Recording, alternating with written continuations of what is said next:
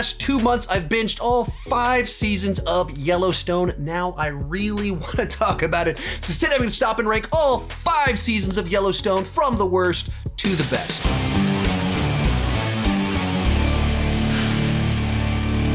Hi, my name is Sean, and I love to talk about movies and TV way too much. With that in mind, go ahead and join me down below in the comments section. Share your ranking of all 4.5 seasons of Yellowstone. I am aware we only have the first half of season 5, but this is a pausing point in the show, so it seemed like a time to talk about it. My list isn't the right list, it's just my list, and I would love to see yours. Now, as we go into this, I am brand new to this series. When I say I binged it in the last 2 months, I mean I had seen 0 episodes prior to like November 15th, and as of last night, I've seen all of the episodes of Yellowstone proper. I haven't watched the spin-offs yet, and I didn't go into it expecting to do this ranking. I didn't take any notes. I just watched it late at night with my wife because we got cooked and we were staying up till like 4 in the morning watching it. And I was also sick for 3 of those weeks. That's one of the reasons I was able to watch all of it. So I was also heavily medicated. So it's one of the reasons it's gonna be a little bit more laid back than a lot of my rankings. Might not have as much specificity because I binged so much of it in such a short period of time, but in some place wanted to have some conversation about it as I spent a bunch of time watching it and a bunch of time enjoying it. All of that said, let's get started. In last place, season 5, part 1. Now, I still enjoy spending time with these characters in this environment and seeing what are they gonna do to save the ranch, but it feels like they kind of wrote themselves into several different corners, and with other plot lines, it just feels like they're spinning their wheels and repeating the same beats over and over again. The big change with this season, I think, was the big misstep of the season, which is the lead of our show, the guy that lives for his ranch, is elected governor and thus has to spend all of his time away from the ranch.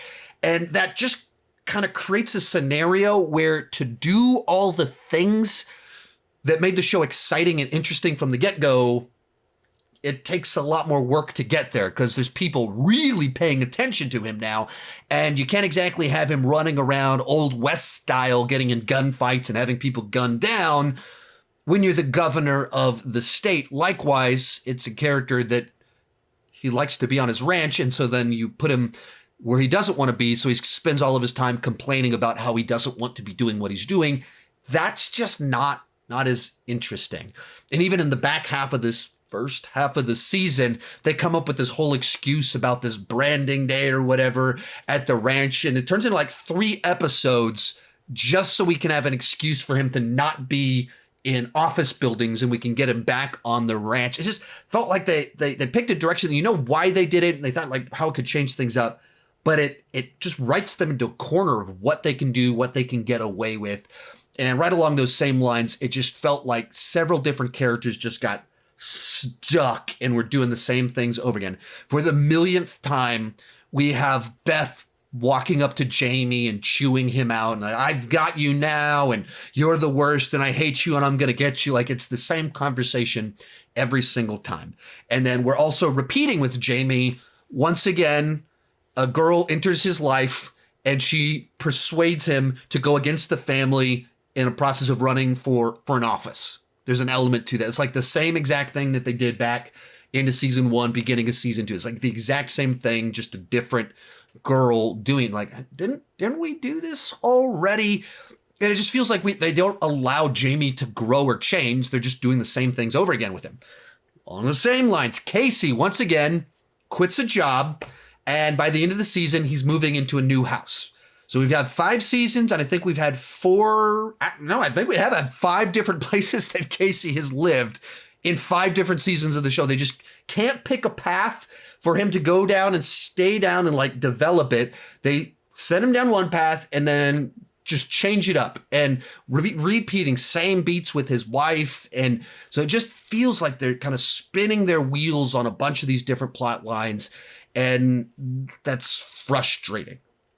It seems like a few people have been allowed to grow and change, and they've developed things. And then there's this whole other half of the show where we're repeating the exact same things over and over. Number 4, season 4. And after a shocking season finale and season opener, I don't feel like they lived up to the potential of how shocking all of that was, where you think, oh man, they are setting up one tense season where they're hunting down all the people that tried to kill the entire Dutton family. And that's not really how the season plays out at all. Once you get past the initial thing, we have a time jump and it's kind of like things just slow down. Beth takes a job working for the company that's trying to run the family off the land, which immediately seems like this is super suspicious. I don't think this is going to go well for them. There's something shady about all of this. And I thought there was a lot of great moments and with Jamie and his biological father. That seemed like, yeah, okay, we're going to let Jamie grow and figure out who he is. And we're going to stop repeating all this. He's traumatized. He's under Beth's thumb. He doesn't know who he is. Like, okay, he's found his father and he's going to find himself through that process. And now he has a child. And okay, right, all right, we're going to develop this character. And instead of letting that play out and keeping the great actor and Will Patton that they got to play his father, instead of that, they decide to go with the melodramatic route and go, it's his biological father that tried to kill everyone. And therefore, Jamie's going to keep that a secret. And one more way in which Jamie ends up being under Beth's thumb, traumatized once again, and having to do the biddings of the Duttons. And all the development they started to have of him figuring himself out, they just squashed it out by the end of the season. And we're back where we were a season and a half ago. That was just really disappointing. Like I just think the better direction to go would have been have this situation grow where Jamie moves away from the Duttons. That's a far more compelling tension when you don't have like a clear villain there. That's a good thing for him, but what if what's good for him also means he's not serving the family that raised him, and there's a lot of interesting dynamics that could come from that or you just make it, yeah, I mean, his biological father is a sociopath that tried to kill a bunch of people and Jamie lies about it. He just feels like overcooked and not actually very interesting. So it just felt like a season that started with such a big like explosion of an opener and set up like this stuff with Jamie and the father. It was like, oh, cool. Oh, all right. And then they picked kind of like the least interesting direction to go with all of those plot lines. Number 3, season 3. And after a very tense ending to season 2, this very much feels like it intentionally slows down and literally sends them off on summer vacation into the wilderness and allows us to just kind of spend time with the characters and kind of get to know them a little bit more. And that was, I think, the big standout about this season is figuring out what makes a lot of them work, learning what started the rift between Beth and Jamie, seeing kind of the development in the relationship of Beth and Rip, and even John's relationship to Rip and acceptance of him in the family, introduction of what like the backstory of Jamie and his true heritage and his biological father. Like we went deeper with a bunch of the characters. It doesn't, the final 10 minutes goes big, explosive, but as a whole, it's not as flashy.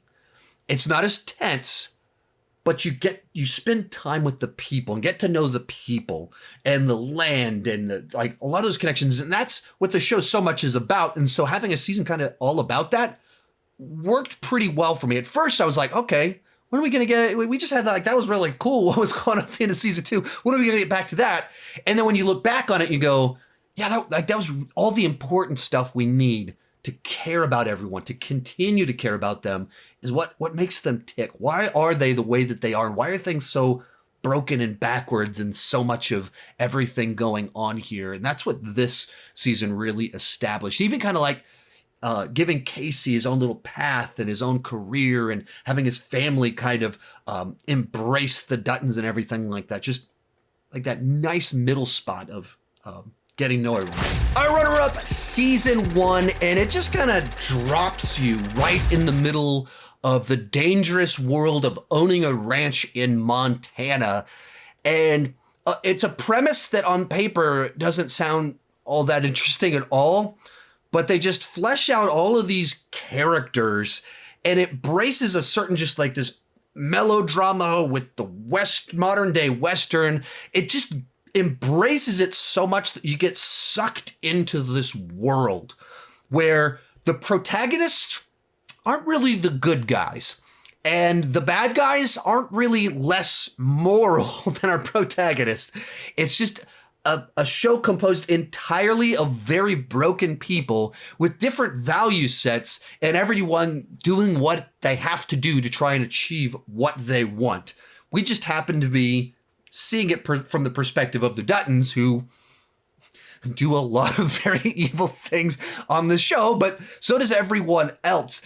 And some of that's what's so fascinating about the show is, like, superficially speaking, most of the characters here are not remotely likable. Superficially speaking, they're like abrasive, they're brash, they use people, but they're all compelling. They're all interesting. And right out of the gate, you're like, what's going on with this person? Why are they like this? What's kind of going on here? And you just get a few episodes in and you're kind of hooked with all of the intrigue surrounding them. How's it all going to play out? And making you very invested in things that I didn't think I would get invested in. And it's able to like make this believable reality out of treating Montana, present day Montana, like it's the old West, where ranch owners are still gunning people down and hanging people up from trees while riding on horses for the purpose of trying to acquire land. Like, it plays it so seriously, you buy into this crazy story. But coming in at number 1 for me is season 2. And this is where the show really gelled for me. My wife and I were kind of watching a couple episodes per night, watching season 1. And we got a couple episodes into this season, thought we were going to watch a couple more. And we ended up staying up, watched like 8 episodes in a row one night till 4 a.m. And we're old enough that we don't do that very often. We just got so hooked. We're like, let's just watch one more. Well, we got to watch one more. Wait, there's only 2 episodes left. Well, we got to just watch the next 2 episodes to see what's going to happen. So stayed up super late because we just got so hooked with this world of battling it out to try and gain control of land in Montana. And I think one of the things that early on in this season just stuck out to me is that whether I just missed it in season 1 or if it just worked for me here, but you really feel the sense of community in the ranch hands. They just felt like kind of side characters that were like, okay, they're there in season 1. And that's like the world we live in season 2, and get invested in everything going on with Jimmy and the singing guy that everybody hates, that the audience likes, but all the hate him. And you start getting pulled into that world a little bit and understand them and their community and what it means to them. And since the show is all about kind of this way of life, you just see the world through the eyes of these cowboys that have such a different experience from what I experience on a day-to-day life, and start to understand why they would behave the way that they're behaving. Along those same lines, that the relationship between Rip and Beth that was seemed like this side fling in season 1 where she's just kind of using him and he seems fine with that and just kind of goes along with it. And you start to get the backstory on that. There's a lot more to it than that in season 2. And then as it goes along and it starts, they actually really start like, maybe we're going to have a real relationship. And then you have this episode where she starts being attacked in her office, and your immediate thought is, oh, Rip is going to brutally kill those people. And whoever did that is going to have a very bad day. And you have that realization of like, oh, that's like almost like the heart of this show is that relationship, this odd relationship that doesn't seem entirely obvious at first glance. And then he shows up and destroys those guys, and it is so wonderful. Not just because it's fun to see them pay for what they've done, but also because this relationship that you didn't even know that you were rooting for in season 1, you're now very much rooting for. And moving forward, they're like inseparable in a way that didn't seem obvious back in season 1. And the other big one in here is this was the season that, for me, did the best job of like building that tension as you moved into the back half of the season, where there's like other people trying to control Montana that are also very violent, crazy people. They're just even crazier and have less morals than the Duttons. So you get this scenario where the Duttons are teaming up with the villains from season 1 to take out these people that are even worse. And it's just escalating as the ranch hands are avenging people for Jimmy, and kids are getting kidnapped and they are out for revenge. And it's big, massive, explosive, like exciting stuff. It's just embracing this concept of this modern Western in Montana. So this was the season to me that it was like it just clicked of like, oh, I'm hooked. Oh, I can't wait to see what's going to happen next. So that was the most exciting thing for me. So it comes in at number 1. Now, as I went into this, I haven't seen any discussion about this show on the internet. Like I said, I'm brand new to it. I have not followed reviews, online chatter, Twitter. I do not know anyone else's opinion on this show besides hearing one person say they didn't think the story was as strong in season 4. That one person, that's the only chatter I know of on the internet. I do not know if my ranking is what normal people say or if it's totally backwards. I have no idea. The comment section on this video is where I will discover if I'm cuckoo for Cocoa Puffs or if my experience is like most of the rest of the audience for the show. I have no idea. Kind of excited, kind of nervous to figure out if I had a wacky ranking on this one. So let me know down below in the comments section. Am I crazy or am I lining up with most other people's opinions on the show? Thank you guys so much for watching, and keep talking movies and TV too much.